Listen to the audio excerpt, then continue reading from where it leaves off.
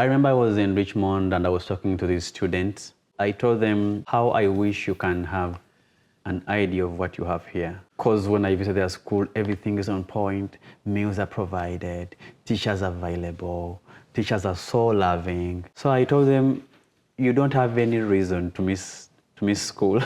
Right. Or not to Because- put in a good effort. Yeah, because majority of the high schools are free. I think that's part of it is not really understanding or realizing what it is that you actually have. They don't know. Vibe, your vibe, let it collide. Find your tribe where truth can't hide. So vibe, your vibe. Today's guest is someone who shows us what it means to lead with purpose. Henry Katinda is the founder and CEO of Hinjo African Safaris, creating unforgettable experiences across East Africa while also making sure tourism gives back to the local communities. He's also the founder and CEO of the Empathy Children Initiative and director of Empathy High School, both dedicated to providing education, housing, and hope for vulnerable children in Uganda. Henry's story is one of vision, service, and empathy, using business as a vehicle to make a real difference. Henry, welcome to Vibe Vibe. And I'm Kirk Francis here hosting this wonderful man here who I got to meet last Saturday. We had a dinner and I guess fundraiser, silent auction. Geraldine, we're at Geraldine's house right now, and Geraldine's actually off camera taking pictures. I think she said she hasn't quite found out what you guys were able to raise, but I know you sold quite a few bricks. Yeah. And I like the brick initiative.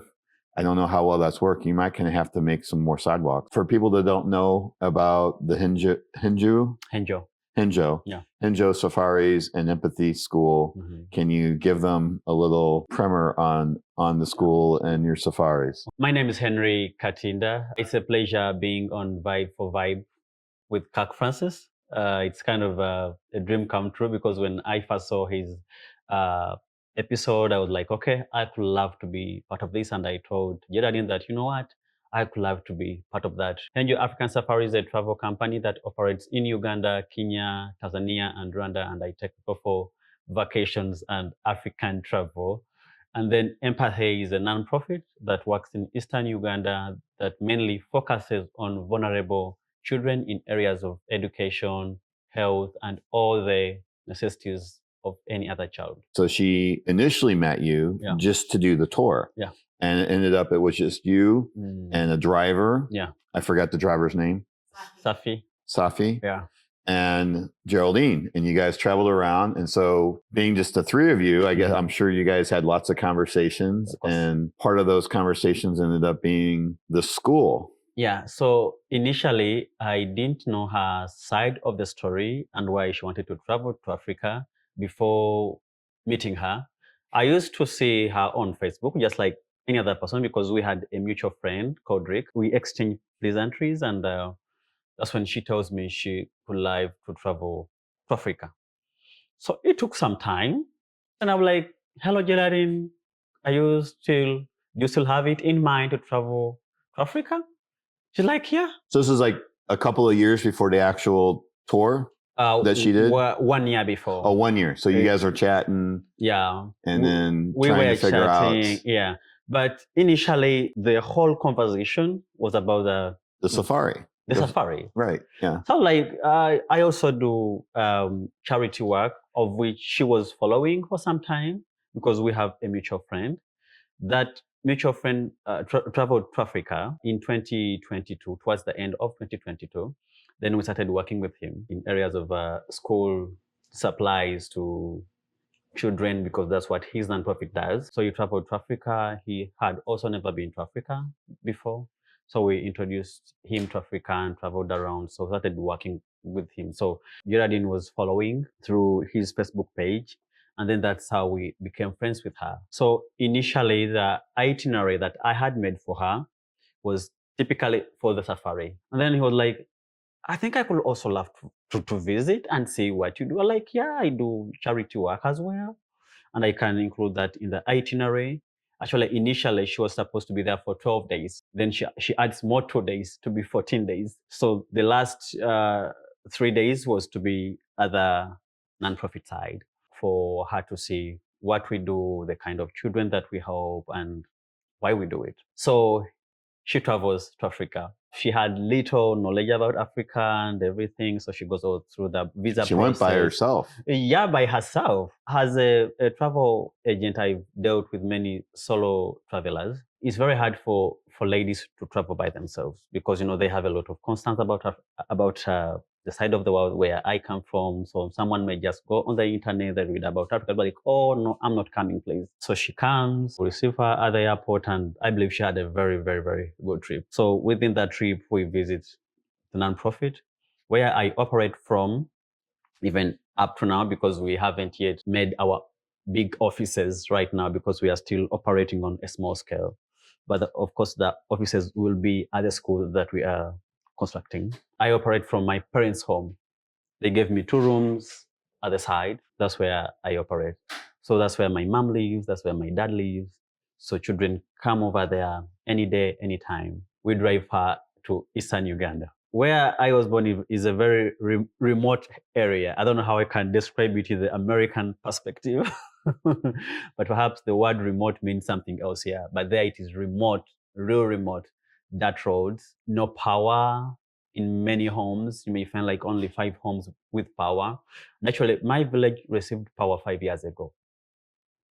All the way through, we didn't have power. So we travel, like you start seeing different kinds of houses, like grass houses, mud houses. Okay. That's where That's a traditional. Yes, the traditional way of building some cheaper house because it doesn't require. When you say it's mud, is it mud bricks or is it mud in like grass or like how is it? So people who constructed? cannot afford to make bricks because it takes money to make bricks. So people, they build poles, like poles. Then they cast it with mud all together, the whole of it, and then they grass thatch it. Okay, so the roof's a thatched roof. Yeah, thatched roof. That's what some people live, just because these days some people have gone on. And to what build land do they build that on? Is that their land or is that government or public land? No. In Uganda, land is personally owned. Personally owned. Yeah. So some people may have land, but this land was from your grandfather or your great-grandfather. So your grandfather passes it on to your father. So in my tradition, when someone gives birth to boys, the first thing in their mind is that I have to get them land. So many times whenever dad dies or stuff like that, they leave land to every boy. If they have 4 boys, at least a little bit of land. Big enough to build a home. Yeah, a little home. Right. And sometimes when a boy reaches an age of getting married, he builds his own grass house at the side. So he gets his wife and starts his family from there. Can stay there for as long, or sometimes they move out and start their own life somewhere. That's how people get land. It is through their parents. Whenever someone gives birth to a boy, like, oh, I have to get my son land. However small it is the starting point of life. So should people buy land in the villages because it was owned by the great-fathers, and they pass on. But of course, as generations go on, others sell off, others, Right. and some may die without leaving land for their sons, so they struggle later. So, but that is the general perspective. So someone builds a little hut there, and then they start their life there.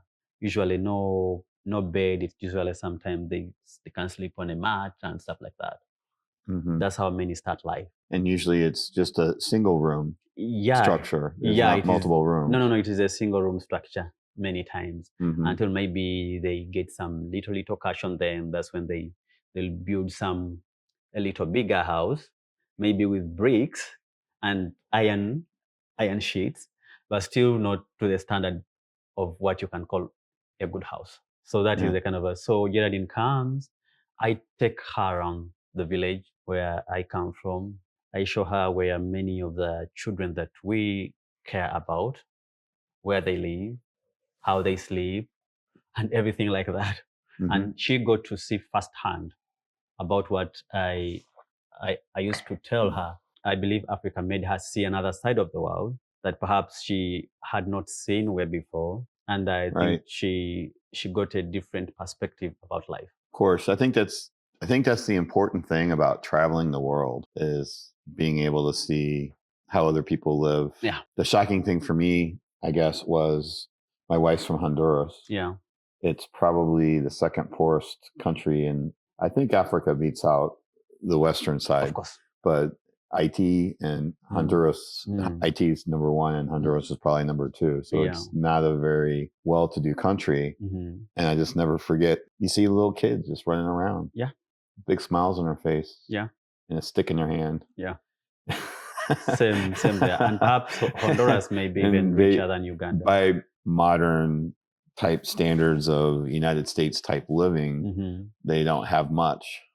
But yet at the same time, they have everything. They actually probably have more. That's in some ways. There. So I've had many clients travel from the US, Canada, and everywhere in the world. And then they'd be like, these people, they seem lacking, but they're happy. Right. Like, yeah, because they've made peace with the situation. Their lives do not demand so much. They're content. They are content for longer. They have something to eat. They have somewhere to sleep. To them, life is not something. That's really all they need. To flex on big stuff. To them, that's how they take life. Right. Yeah. Yeah. It's a whole different perspective, right? Yeah. There's a lot to learn from that, I think. A lot to learn, but it needs first-time experience when you go there. Yes. And then you see how kids are going to be so happy to see you, how people are going to be so happy to see you, how they take life. So when you stay in them for 1, 2, 3 days, you will know how they take life. Yeah, very simple. And so the school that we were hopefully helping out with our little party that we had, and dancing and I took some pictures, and I think my wife did, but I think Geraldine will probably share some more with me. We'll include some of those here. The school is actually already under construction. Yeah. The land got purchased. Yeah. And so I know we said it in Geraldine's story, but I want to hear it from you.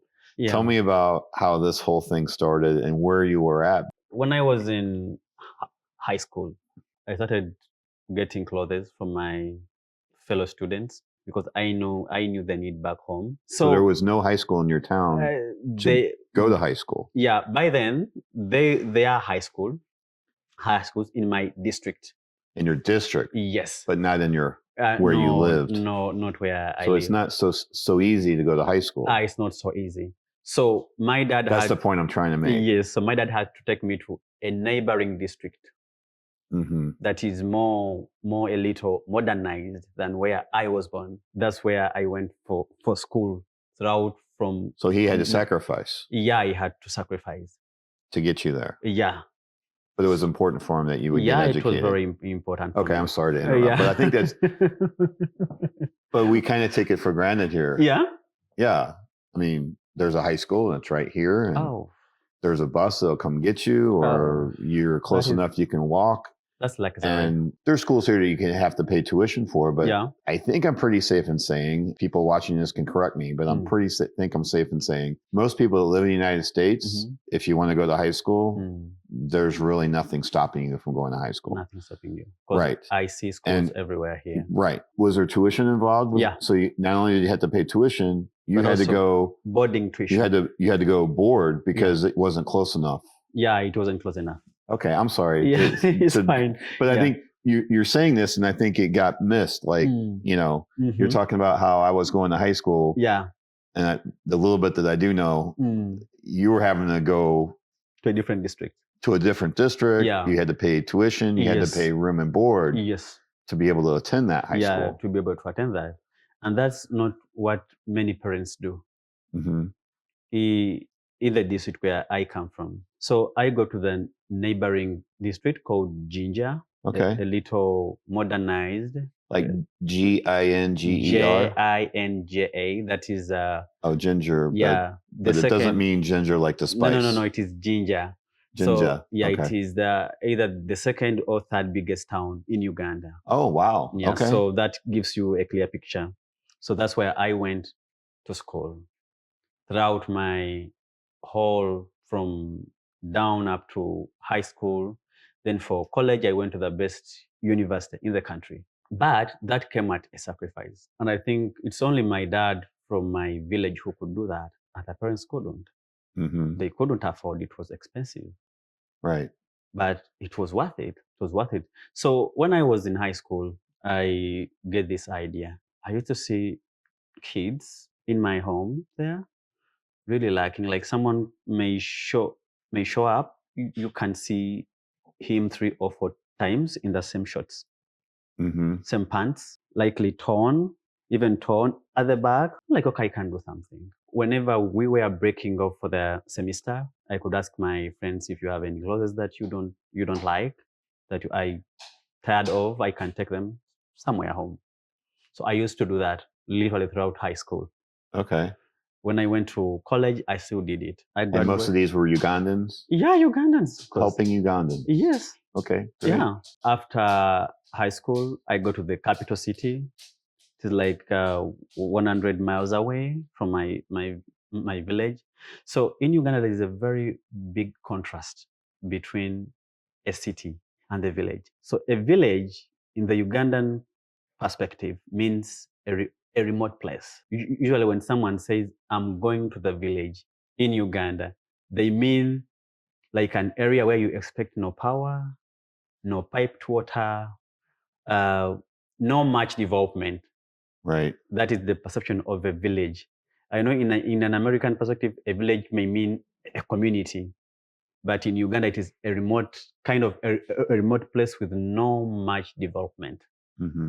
People who do not know much about the city, that come in the city, they are called villagers. You look at that guy, he's a villager. So it shows someone is coming from an area where there is no much modernization and coming in the city. That is the meaning of a village. I could take them back to the village where I was born. I could give it to kids. So I graduated in 2020. I trained as a high school teacher. I didn't go on to practice. So I ventured into tourism. So I started my own company, started doing it. But then I saw demand was growing for the kids. I started not only giving them clothes, I started giving them books. But that was just reaching out to a few of my friends and even my own. So then I was like, I think I need to take this further. But of course, to take it further, to make it official, you have to go through a very rigorous process of registering a nonprofit. I heard here it is quite easy. In Uganda, it is very hard. A lot of bureaucracy. It's actually not easy here either. Oh, you. But you're saying in comparison, it's even more difficult. It can take you up to 8 months. Oh, it can take that long here too, believe it or not. Yeah, Yes. it's not just a matter of filing the paperwork. It's a lot of red tape. Yeah, we actually already talked about that, you and I. Yeah. Because he actually shared with me. I mean, are those documents that we can share here to show people? Yeah. Okay, so we have the documents. We'll just kind of scroll through them in case people are wondering. You know, is this a legitimate nonprofit organization that you have here? Yeah. And it is. He's got all the documents and paperwork, and I guess you're doing the accounting and everything. Whatever else that you're reporting necessary to keep it that way. That process very hard in Uganda. Then when you're done, they have to scrutinize you, because by that time, you know, there were issues of non-profits. We had to go through that process. Very long, but had to be patient. And then after 8 months, we received a 3-year license, permits and everything. So we officially started. But then I didn't know. And that's only good for 3 years, and then you have to do the process all over again? Yeah, you have to do the process all over again. And we are going to do the process all over again next year, around mid next year. Really? Yeah. Okay. But when we are done with that, they will give us 5 years. Oh, I see. Okay. So once you've proven that you still are abiding by all the standards, then instead of 3 years, they give you 5 years. Yeah. So it is very hard. And then when you open up a bank account, still you go through another process. They have to verify, and every transaction that gets on the bank, they have to scrutinize, where is it coming from? What is it going to do? Right. All of that. So it is not a lot of paperwork. Yes. Who's doing all that paperwork? I do. Oh, you're doing it all. Yeah, but at least now, since we have all that, they've not really disturbed us again. Okay. Yeah. So we start. I didn't know how to reach out to people. I didn't have a website. I didn't even know we need a website. Mm-hmm. So like, okay, let me just try to reach out to anyone. So I joined LinkedIn. I start connecting with different people. I start posting about my work. We are seeing it, and others could even inbox me, encourage me, please keep up the good work. So one day I was on Facebook, I met a lady, tells me, I like your work, I've been seeing your work for some time. Do you have a website? I was like, no. So I said, okay, what do you require for a website? I like, let me look for someone that designs a website and I can tell you later. So I look for someone, we got a website did design and she paid for it around almost 75 US dollars. So that was our first donation. Okay. So we do the website. So I kept on posting and posting about the work. Of course, it was at a small scale, but at least it was some visible work. So I go on, people joining all over the world from countries perhaps I've never even heard about. Is it Kyrgyzstan, stuff like that? I didn't know those countries, but I met them on LinkedIn. We pick up around 2021, late 2021. I started growing more programs. The sanitary towel program, I make it a little broad. By then I was trying to give to very little girls, but then I had to go to a school, start giving kids sanitary towels. I started giving kids school supplies, but of course at a very low level. Low volume, I guess you might try to say. Yes, low. Just doing as much as you could with what you had. Yeah. So in 2022, I connect with Rick from Texas. Dear Future is the nonprofit that we've worked with since 2022. Falls in love with our idea and we collaborate. And then he said we are going to be giving out school supplies to a lot of children. Like, okay, then this works. So we've worked together since. So I had this idea of the school starting from 2021. I had it in mind. I was like, maybe one day I could love to have a school in this area. And then that is a very big vision. So is that your home village? Yes, my home village. Okay. But because right now they have to travel, like you said, 100 miles to go to high school? There are schools in the district. Oh, there are now schools in the district? Yeah, but private schools. Oh, they're all private. Yeah, okay. And government schools are also very far, literally 25 to 30 miles. Okay. So imagine walking 25 to 30 and then coming back. Right, because these folks, they don't have scooters. Yeah. They don't have cars. No. Yeah, they don't have cars. Do they have bicycles? Or is it not really realistic to ride a bicycle on the road? It is realistic to ride a bicycle, but it is expensive. Still expensive. Yeah. To get a bicycle. Yeah, to get a bicycle, very expensive. I remember when Rick first traveled to Uganda, I told him, Rick, I have a dream of building a school. I want to transform lives. And I was like, yeah, I see this area doesn't have a high school. He saw the need as well. I'm like, but let's keep it up. Never know, something may happen. So I had a Canadian client. She had traveled to Uganda 3 times, but she could come every year. But on the last time she came, I told her I could love to build a school. She was like, so what do you have at hand? I told her, just a thought. I have nothing yet. You've got Rick who's helping with supplies. Yes. So you were like, besides that, there's not much. Yeah, not much. I used to get donations, but that did you cover. You had the nonprofit form though? Yeah. At that point. Yeah. And you had the website. Yes. Okay. All right. Yes. So I could get some donations here and there, monthly, $200, $300, but that could cater for the kids in school and stuff like that. Okay. So the lady tells me, what do you have? I tell her, I have nothing. I have a thought, but I don't know when it will happen. So she was like, so what do you need first? I said, of course, land. Need to have land. Right. To build a school. Yeah, and with a school. So I said, okay, I'll look into it. And that was all. I didn't know how she was going to look into it. So she goes back to Canada. The following year, she did not come. And then Geraldine came. Yes. Yeah, she came. So she took almost 6 months without talking to me. All of a sudden, she writes an email. Henry, how are you? It's been so long. I haven't really touched base with you. Do you still have a thought of the school in your mind? I'm like, yeah, I've never dropped it. So like, okay, hear from me in about 2 weeks. I'm like, fine. So maybe I thought she was going to ask about the next trip. I didn't know. But she had asked me how much do we need for land. So I tell her. And then all of a sudden I received another email from her after like 2 weeks. And by that time, Geraldine was in Uganda. Said, Henry, guess what? I've managed to save in the last 6 months. I managed to save for you money for land. I just couldn't believe it. I just couldn't believe it. Said, I'll make a transfer within 2 days and please look for the land. I'll be waiting to hear from you. I nearly went crazy. So Geraldine leaves. We start looking for land. Took us some time. So I don't know how. We're missing one point here. If I remember the story, the story I heard was you were becoming a bit discouraged. Oh yeah. Prior to this woman, because she had basically not said anything for 6 months. Yeah, I started getting discouraged, and one of the worst things that I faced is whoever I shared with this dream were a little scared. Even my own parents, like, but Henry, this is so big for you. How will you manage it? So I was like, let me stop telling them. Let me just have it in mind.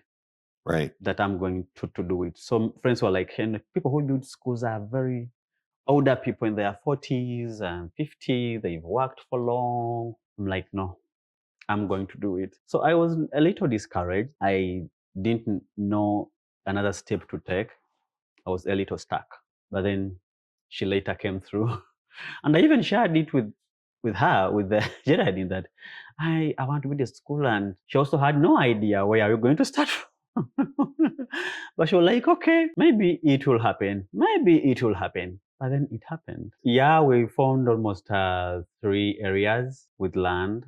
But then we chose one depending on the location, access to power, and also the terrain. Areas were a little hilly, so we chose a flat surface and stuff like that. So we chose an area, we did everything. Now, I even had no idea how the school will look like. So I get that the construction company, we start drafting how the school should look like. We get the 3Ds and everything.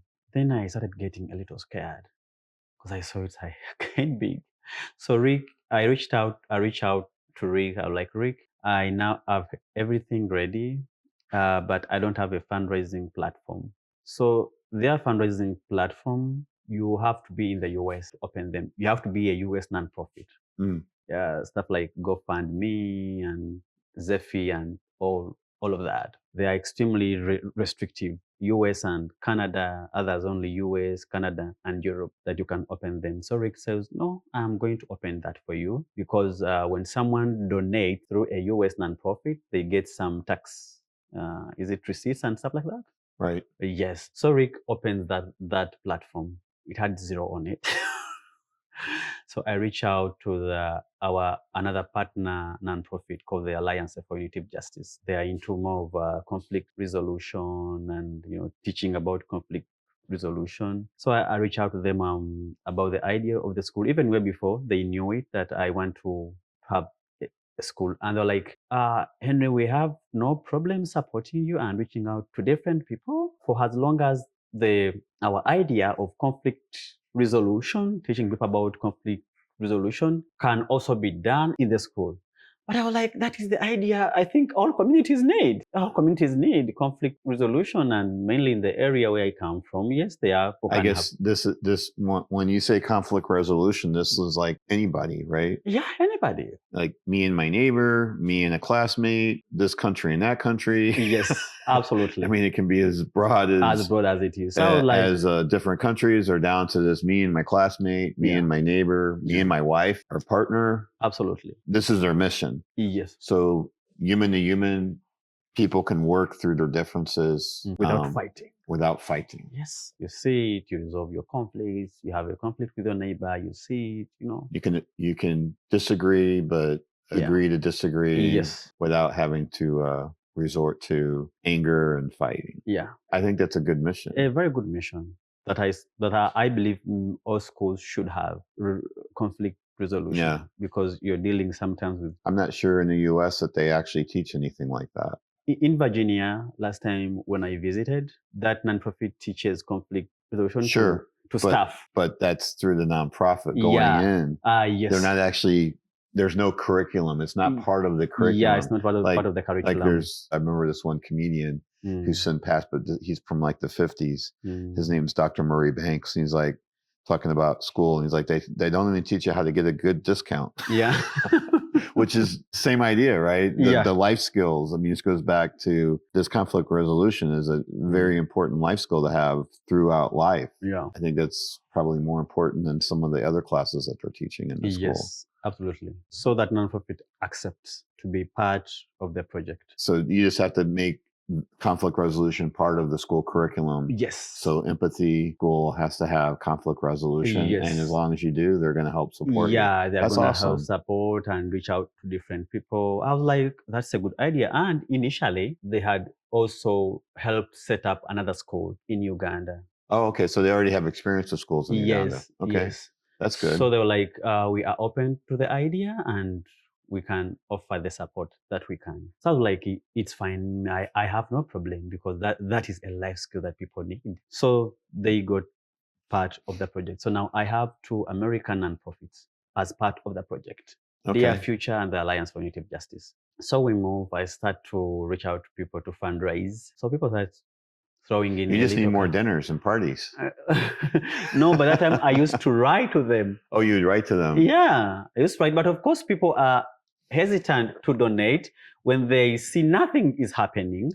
Right. Well, and because I even got that from one of my connections on LinkedIn. That's why you provided me some information, and unfortunately haven't got that out there yet. But that's why I'm glad we're covering it, because we'll definitely provide that as part of this, so people can see it. Yeah, because people can be skeptical, and there's people out there that aren't. I've seen that so many times. I've ever had someone who was going to donate $50, but she had to ask me for all the documents. But of course, I know why she is doing that, and I do provide whoever I said. I have no problem with that. Right. I send them; they can do all the verifications that they want. I have no problem with that. I start reaching out to people. People be like, "Now there is nothing on ground. What are they building?" Right. So someone asks you, "So how far have you reached?" You be like, I just have land." They lose that spark. Right. I'm like, okay, let me push. So I push. People started giving in $100, $200. But of course, that couldn't break ground. One donated $1,000. That could help us start but a little, because we had to make plans, drawings. Sure. It's not free. Yeah. Plans. Architects. Yes, architects. And to go through that process in Uganda is also another long process. So you have to take all your drawings and the plan to the district board. And they take some time. Then they discuss about your plan. They tell you, this can't be in the school. Change this, change this, change this, and change this. Take that back to the architect. You gotta redraw it. And then you gotta go back to another meeting. Yes. And every time you're taking it redraw, money is going. So I was like, let me keep on. So one day, there's a lady called Anne. She's a member of that Virginia nonprofit. All of a sudden, she donates $10,000. Oh, wow. Out of the blue. She didn't even write to us. She didn't even say to us, and she has never talked to us ever since. She never talked to us before. She had not talked to us after. But she follows whatever I post, so because sometimes she likes them. So she sends. So that should be inspiring for you to know that they don't really want to be out in the spotlight. Yes. And they like watching it. Yeah. You might get a like out of them, but chances are you won't even get a like. Yeah. You're not going to get a comment. You're not going to get a share. Yeah. But then $10,000 might show up. Yeah, $10,000 came, and it doesn't mean that they don't support you. It just means that they don't want to be out there kind of public. Right? Yeah, they just want to follow behind the radar. Yeah, they just like, yeah, exactly. I really like this story. For me, from someone that creates content out there, I know a lot of people get discouraged because they only see like, only 5 people liked that post, that one, like this party that you had. I don't know how much engagement that got. That doesn't mean that there are not people seeing it. And you just got to keep going and keep creating the content and keep pushing forward and keep reaching out to folks, because you never know. The next one might be for $100,000. Yeah, you never know who sees your posts. Yeah. So I kept putting posts. It's a very inspiring story for people out there that are content creators to create the content and just keep going and keep creating that content and sharing your story, which is why you're here today doing this. Exactly. When she donated that money, I was so curious.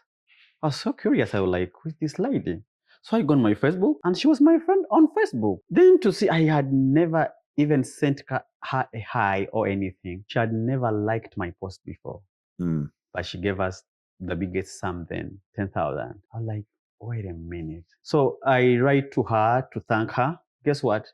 She didn't reply. Up to now, but she saw the message. She's just probably a very private person. Yeah, that she's a very just- private person. and she values her time. And, Yeah. and she doesn't mind helping. Yeah. That's just there's different strokes for different folks, right? Yeah. So I reach out to the founder of the Virginia nonprofit. She says, yeah, I know her personally. I think they went together to Harvard. He's like, hi, I know her. So when I went to Virginia, I was like, I would like to visit her and say thank you officially. Right. So she tries writing to her, Henry's here. Guess what? She didn't reply. And I didn't get to visit her.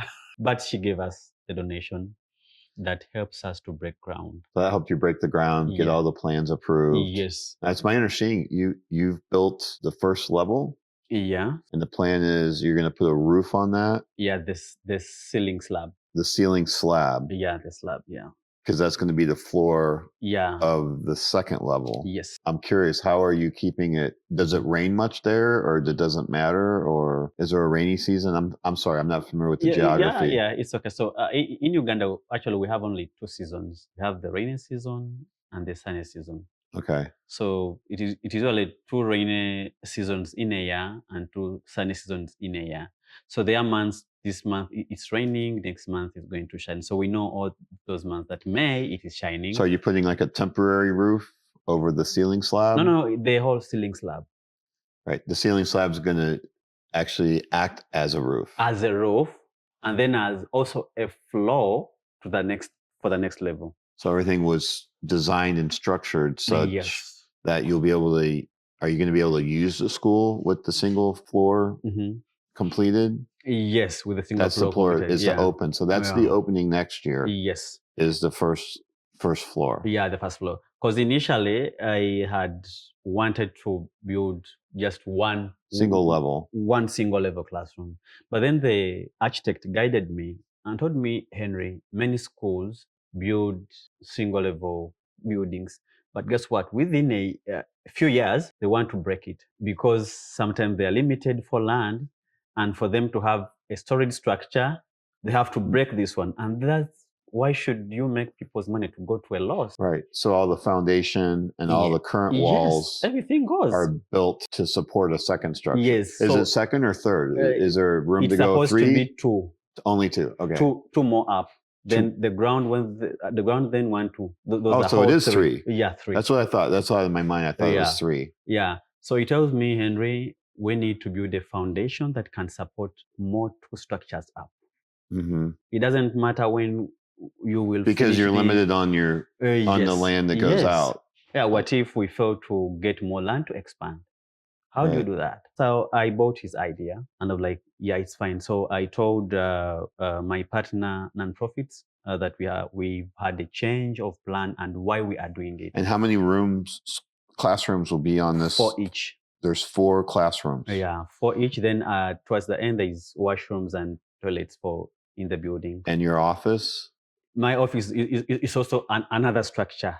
Outside. Oh, it's another structure. Yes. So is that a permanent structure or temporary? Permanent. They all have to be permanent. But at first, we shall since we are having 4 rooms, we shall be using one of the rooms as an office as we expand. Because initially, our main aim right now is to have 2 classes. 2 full classes. 2 levels. Because in Uganda, high school is divided into 2. We have ordinary level and advanced level. Okay. So ordinary level has would be like 9th and 10th grade? An equivalent of 8th and 9th. 8th and 9th. Yeah, that is senior 1, senior 2, senior 3, and senior 4. That's up to about 12th grade. Okay. So we are starting with the O level, but O level has 4 classes, senior 1, 2, 3, and 4. So we are starting with 2 classes, senior 1 and 2. Because senior 4 is a candidate class. Someone in senior 4 sit for national exams, and we are not yet at that level. So we are starting with 2 classes, senior 1 and 2. These 2 classes form another class the following year. So kids in senior 2 make senior 3. Okay, so what would When probably they- help me and help the viewers maybe is you can provide me with like a flow chart Okay. on how that works. Do you have such a document that kind Yeah. of explains the So flow from senior 1 through senior 4? yeah, when you're in senior 1, in the US you call them semesters. In Uganda we call them terms. TAMS. Yeah, terms. Okay. So in a year we have 3 terms: first term, second term, and third term. Okay. There are breaks within these terms. Do those correspond to the rainy and sunny season? No. What's the timing on that? They Is are it split into a year, 120 days each term. Those are about 4 120 months. days, 4 months. Okay. Yeah. So they go year round. Yeah, year round. Okay. But after first term, you break off for 2 or 3 weeks. Then third term is a promotional term. At the end of every term, you sit for exams, end of term exams, and they assess you. So in third term, you sit for promotional exams that take you to the next class. And this is all governed by the Ugandan government? They have like the a department. curriculum. What do they call that? Is it like a Department of Education like we have here? The Ministry of Education. Ministry of Education. Yeah, so that is how the curriculum is. Though there have been a lot of changes within it, a child does not repeat a class in high school. So is this school, because it's a nonprofit ran, is it considered a private school then? No, it is considered a non-profit school. Nonprofit school. Yeah, because the term private school means something that was opened with an aim of, you market it, you rise up your tuition and people come and pay a lot. That's a private school. But this is a non-profit school, a donor-funded school. Does the schools typically have any kind of athletics? Yes, and we are going to have that as well. Okay. Football, soccer. Football. We can say football. It's okay. We're in South Florida. Yeah, most soccer, people understand that. Volleyball. So football and volleyball are the primary sports in Uganda? Yeah, football and volleyball. Do the people follow it? Like the World Cup and all of that? Okay. Yeah, mainly the English leagues. Oh, so they follow the English league. So do they have cricket too, or? That is in towns, in the city. Okay, but they do. Uganda does have cricket. It's just more in the cities. Yeah, it's more in the city. It's not a sport someone in the village can really know so much. Okay. So in the village, they know soccer and maybe volleyball and athletics, marathon running. Yeah, running. That is track. They call it track. Yeah, track. Those are the sports that are known to a village person. So these 2 classes each year. Let's say we are in 2026. We have senior 1 and senior 2. The moment we go into 2027, senior 2 are promoted to senior 3. So that is another class that comes from this senior 2, because each year you go to the next class. Right. So this senior 1 make the next senior 2 in the next year. Then we admit others into the classes. So in 2027, we shall have senior 3. Then in 2028, we shall have senior 4. And by then, you're going to need the second level. Yeah. So in each year, a child is promoted to the next grade, unless you performed so poorly that they tell you to repeat the grade. But as for the new curriculum, you don't repeat a grade in secondary school. Yeah, you promoted. Yeah, so we are beginning with those 2. So your goal is to open in February? Is that like the beginning of that TAM 1? Yes. That would be TAM 1 in February. In February. And we are beginning with senior 1 and senior 2.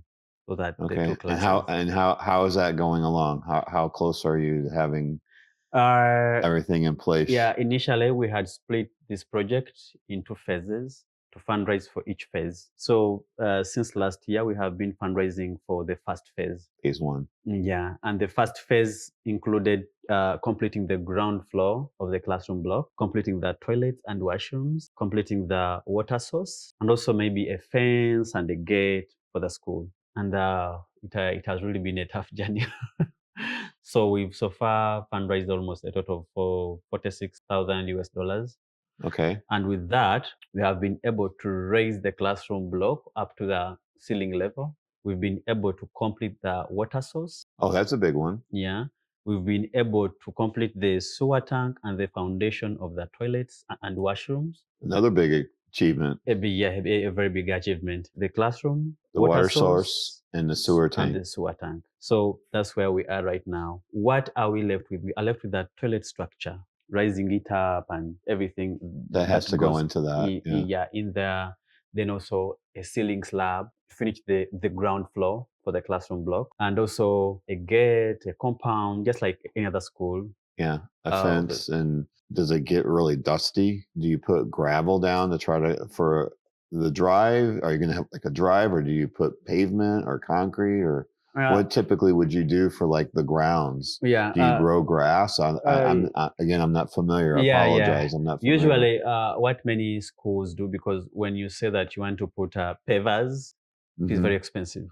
Okay. So usually they plant grass. Plant grass. Yeah, Okay. there's this natural grass. Then you put flowers. There are trees that look like just like that.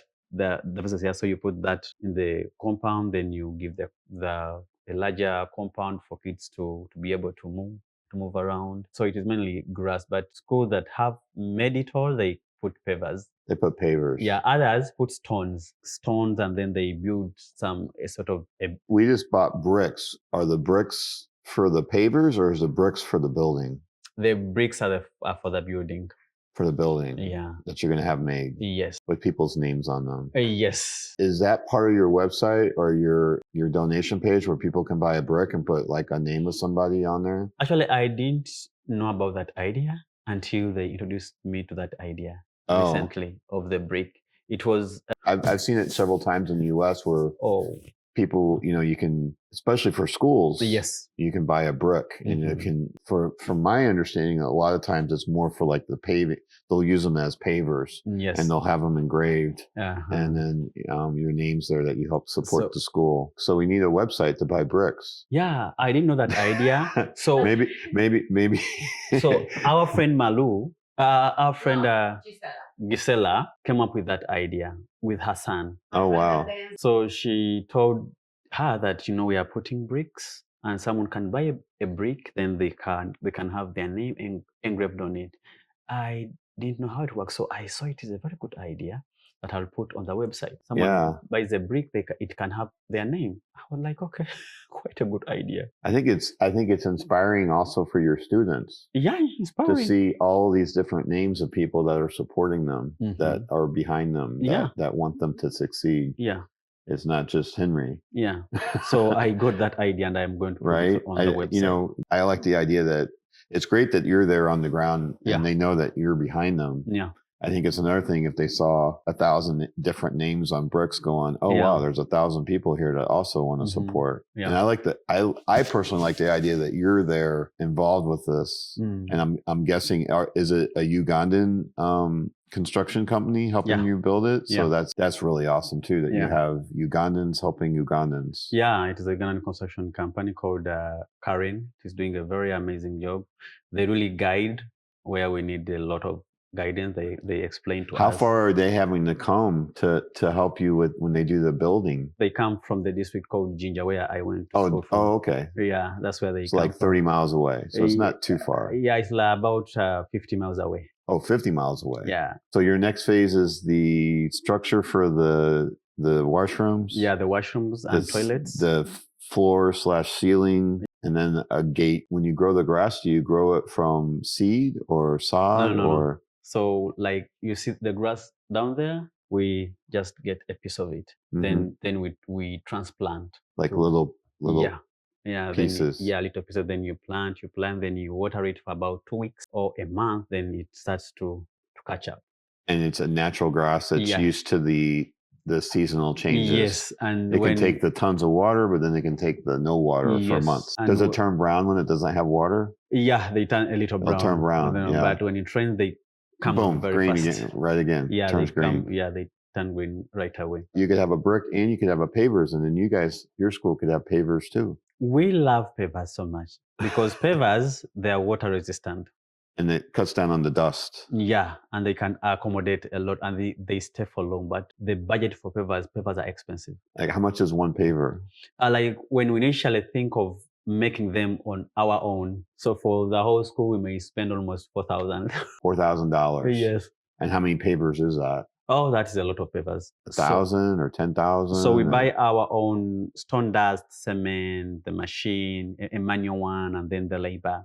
Okay. So we can make them from at school, the way we do with the bricks. But of course, that takes a lot to make pavers. And initially, since we were a little budget tight, trying to make sure the first phase is done, we were like, okay, pavers maybe for later.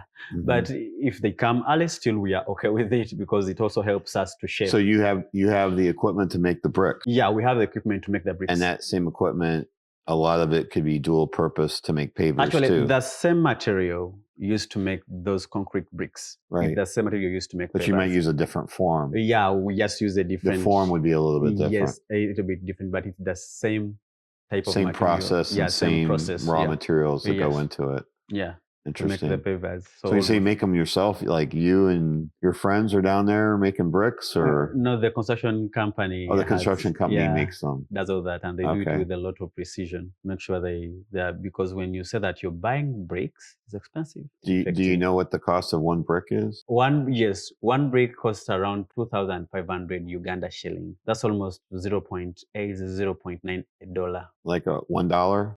A little less than $1. So just say $1. Yeah, yeah. Okay, almost $1, but $1 is 3,500. So this is about 2,500, and that is So how many bricks do you think you need? How many pavers do you think you need for the area that you would want? I have all that on things, so we may need around 5,000. 5,000 pavers. Yeah, because they are smaller. I don't know how I can really quite smaller. Mm-hmm. Just like this size. The pavers. Yes. So they're quite smaller. So you and need does many. that construction company have the ability to put somebody's name in them? Absolutely. Yeah. So we'll have to talk after. Yeah. We'll see if we can't get you helped out and get those pavers too. So that's the understand. I understand. You have to prep the ground. Yeah. You probably have to put maybe some sort of sand yes. or gravel on it. Yes. You got to compact it. Then you got to lay it out. You got to have the labor to. So it's not just $1 a brick. Yeah. It gets more expensive as you go because you got to buy the sand. You got to compact it. Sand is cheaper. Sure, but I'm saying, but the $5,000 you said for 5,000 bricks, that's not the total cost. No, $5,000 can do the whole process. Oh, the whole thing? Yeah, because 4,000 is for the pavers, and then that 1,000 can cover the 1,000 covers the sand and the labor. Yes, actually, it's not very hard to set them. And then how much more do you need for that roof? For the roof, it's almost $7,000. 7,000. Yeah, but that's not for only the roof. It's for the roof and also what goes inside the classroom. Oh, I see. Yeah, plaster, chalkboard, and stuff like that. Lights? Yeah, lights as well. Desks? Desks, no. Desks are going to cost us 6,500, but those. Is that a desk and a chair combination, or how did they guys? What is your vision? Usually, in Uganda, a desk is attached to a chair. Right, that's how it was when I went to school. Yeah, and a desk accommodates 3 or 4. Oh, really? Yeah, for students. So it is like a little chair. Like a bench. Yeah, a bench, actually. A little bench, a little longer bench. And then it has a desk on top. And then attached a desk on top with a cabinet inside where they can put their books. Okay. Yeah, so that is... Is your vision that the children will have an assigned desk? Usually kids don't have assigned. You come in and you put your books in there, and then that way you have the desk clear to do your work. Yeah, usually teachers are. What about lockers? Do they have lockers? Is that part of it? Yeah, lockers are there, but those are in rich schools. Yeah, so that's expensive. Is that down the road maybe, or not really? Not part of the plan? Maybe later, but desks are fine. I'm also curious because I saw some pictures of the building. Is the stairway going to be outside? Yeah, the stairway is going to be outside. Okay. Yeah. The only stairway allowed to be inside by the guidance of the district is only this small one, the side, that where you can go up and down, but not this main one, because they say in case of an emergency. Right, they got to get down. Yeah, how can kids fix themselves into, a small little staircase. So it's going to be a nice wide staircase on the outside of the building. Yeah, that can accommodate them and it has to be a little larger. Just in case of an emergency, they can just move out in a large number. I know here, just talking with different builders that I know, there's like fire suppression and things like that. Are you required to do that as well? Yeah, for you to set up a school, you have to have a firefighting equipment. Fire extinguishers have to be literally at the side of every class. Okay. Or you may like to have a plant, some sort of. Do you have to have alarms? I know we don't have alarms. Don't have to have alarms. Yeah. And don't have to have sprinklers either. I know. No, but you have to have the fire extinguishers. Yeah, but you have to have fire extinguishers Okay. in a school. Yeah, And you're they're probably not so learning a expensive. lot of things, aren't you? Yeah, but they are not so expensive to buy. I think one may go like for I think $200. Yeah, they're not crazy expensive, but it still Yeah. adds to your budget. Yeah, and you may take years to refill. So that's not a very big problem. You need like $5,000 for pavers for the schoolyard, Yeah. $7,000 for the roof to get completed. Yeah. You need $6,500 so the children have desks. Yeah. You didn't mention the washroom though. There's Yeah, still the washroom, that's almost 5,000. I have the figures. I will share them with Okay. you of everything and how much is needed for everything. So But, I'm adding like 7 and 5 and 6, and that's 13 and 18 and Yeah. another 5. Where it sounds like you need probably $30,000. Yeah, so without pavers, because we had not counted that initially when we were fundraising, but our main aim was to get $24,500 US yeah, dollars. it sounds about like what I was. That's Yeah, what my estimate. I'm for- pretty good with the numbers, aren't I, Yeah, Henry? for the desks and all the stuff that we need to complete the first phase. I think 30,000 would probably be a better Yeah, number. so 30,000 when you include the pavers. So he needs $30,000, guys. We can do it. To include the pavers, that idea is also a good idea for pavers if you can have them. And he's trying to open by February. So it's September, we got October, November, December, January. Like, let's say you had the money today. How long is it going to take the construction company to get it done? A month. They only need 1 month. So you need all of this by the end of the year. Yeah, because So you can open by February. where we are right now, the building's already up. Just putting that ceiling slab, then let it dry for like 3 weeks. Okay. Then setting up the structure of the toilet and washroom, that cannot even take 2 weeks. Okay. The compound, that takes less time. So if we have the money, it can take us a month A month. Okay. to have all that done, the paint and everything. Also, there is a sort of arrangement that we do have. So in Uganda, schools have houses. I don't know if it is quite common here. So houses are grouping of students. For example, if someone gets admitted into the school, they assign to you a house. Like you belong to, let's say, Jupiter House or Neptune House. So these are classifications of students where they can compete in sports, music, and stuff like that. So today, Jupiter is playing against Venus House. These houses are going to be named after people that have really done extraordinary work towards this project. Okay. Whoever contributes something bigger or even something okay gets named after a house. Now, are these actual houses or Classifications. these are more classifications? Let me call them teams. I don't know how I can really explain it in the American perspective. Yeah, I understand what you're saying. Yes, so students are grouped into teams. I think let me call them teams. I want to say that's also common in like France. Okay. In French language, like they say house of, and then a name. Am I right? I don't know. I'm not familiar with French, but it's the idea. It's like, oh, this is group. This is this group. So yeah, I can call them groups that we put students into group. Let me say group 1, group 2, group 3, randomly. Then when it comes to times of debate, quiz, sports, music and dance, so they compete against each other within a school. Within the school, right? Yes. Okay. So each house is assigned a T-shirt and a color. So if you belong to Jupiter House and Jupiter puts on red, when you are getting a T-shirt for the school, you get that red. I see. That belong of the house you belong to. So it is some sort of belonging and promoting fair competition between the students. So those houses are going to be named after people that are doing extraordinary work towards this project. Okay. Yes. Cool. I think people like to hear that. Yes. I guess they understand the meaning of house. Sure. Yeah, that it is a classification. You're nearly there. We are nearly there. Can you imagine it? Yeah, we've made a very long stride for almost 1.5 years. So you've only done this is just 18 months? Yeah, 18 months. Okay. 18 months. And I don't think they you're even... in the last stretch. Oh, yeah. So when we are done with this first phase, when it's done, when we've opened, then we will go to the second phase. We got just on the just on the bricks, we're like, what is that, 5%? So we need like 30,000 to get you going for February. But let's think about what do you need for the second level so that those kids going from senior 2 to 3 have a place to go? The second phase will be adding on another level on the building, on the classroom block, and also building a staff room. Staff room is where offices are and blah, blah, because we had intended to have that, but then we were like, Yeah, teachers have to have somewhere where they can go and but we were prepare. like, but we were like, we need the classroom block more. Sure. Because That's the most important piece. For teachers, we can even have a tent for the beginning. Sure. Why not? But the classrooms are the most important ones. Right. So we focused more on what So is more needed. phase 2 is going to be the second level and the teacher room. Yeah, the staff room, the second level, and then computer lab, the computer library, or let me call it the computer room. I think they call it laboratory. Yes, English. laboratory in English.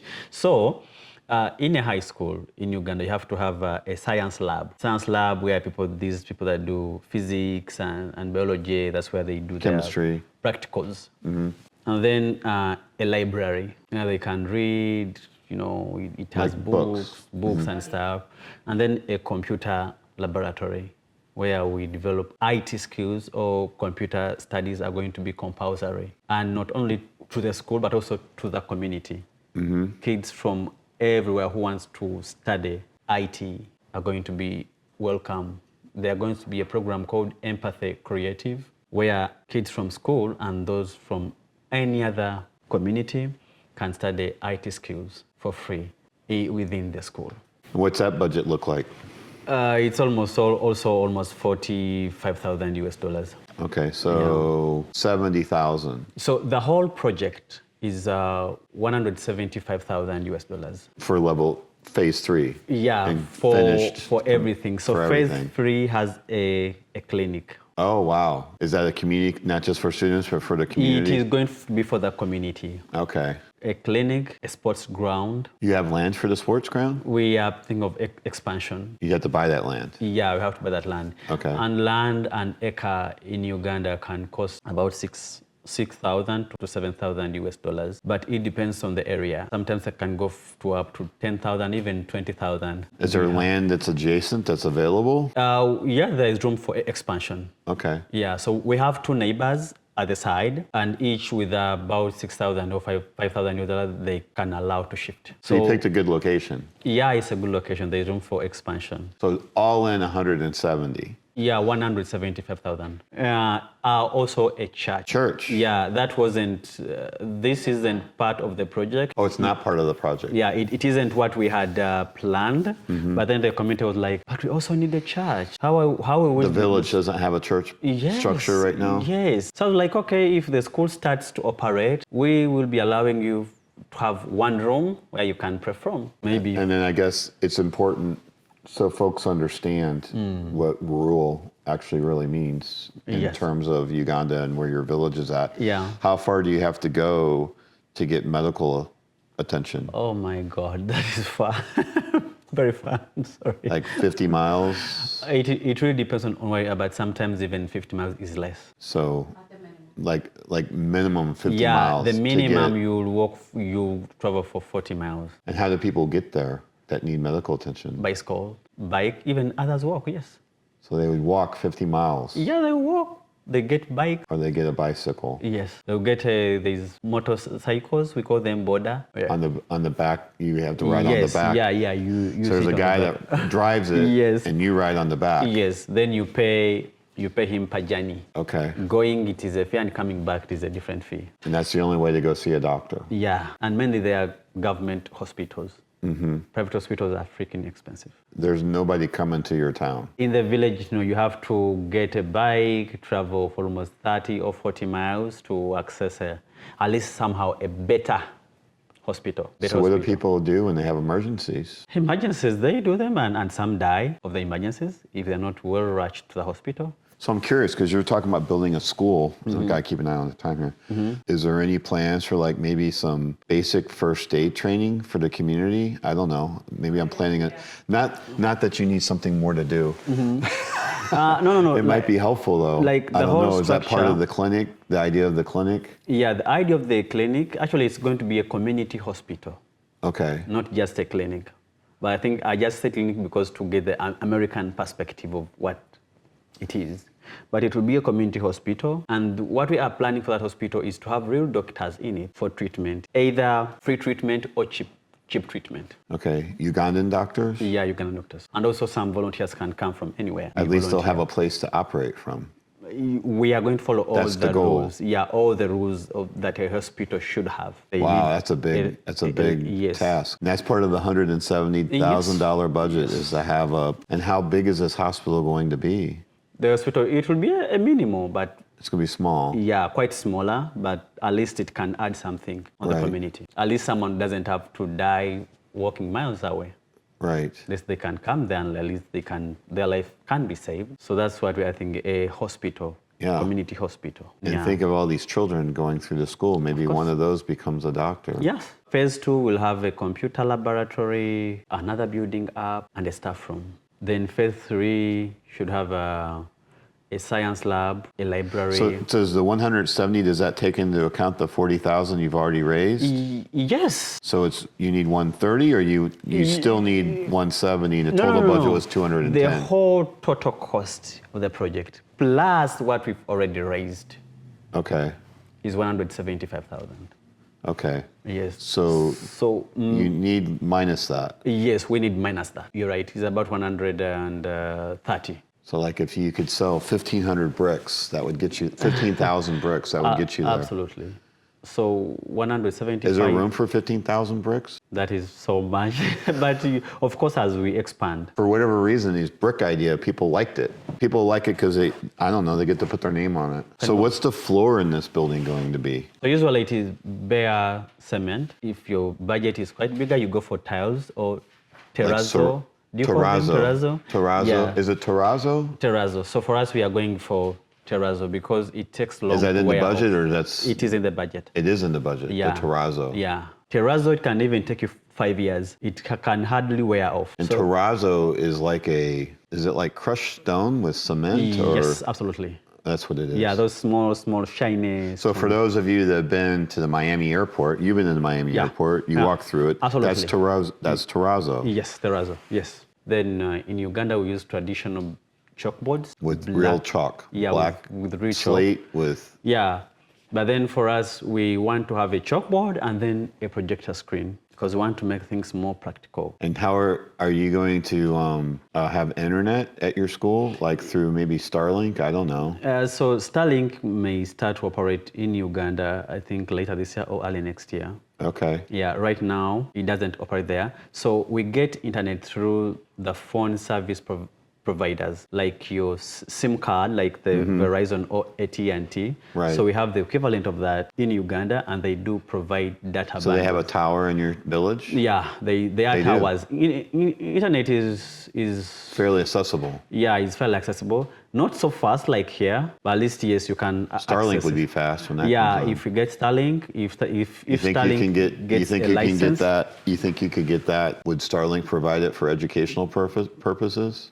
I don't know. I don't know how they really operate. Yeah. Yeah. I wonder if it was for education. If you could just get it without having to if pay it for starts it. to operate in Uganda, we would definitely have to buy one. I saw one. They got them so small now you can wear them in a backpack. Yes. It's amazing. So right now we depend on SIM card service providers. They have routers that you can buy and you put there, and you buy data bundles on it, so someone can access it through Wi-Fi. Cool. Yeah, that's how we get it. He's talking about this $170,000 or $75,000 budget. He needs roughly $150 that's left over, give or take. But there's ongoing expenses, right? There's going to be ongoing expenses. You have teacher salaries. Yeah. You have, I guess, clinicians. Yeah, that when you have food. the clinic and the community hospital. Yeah.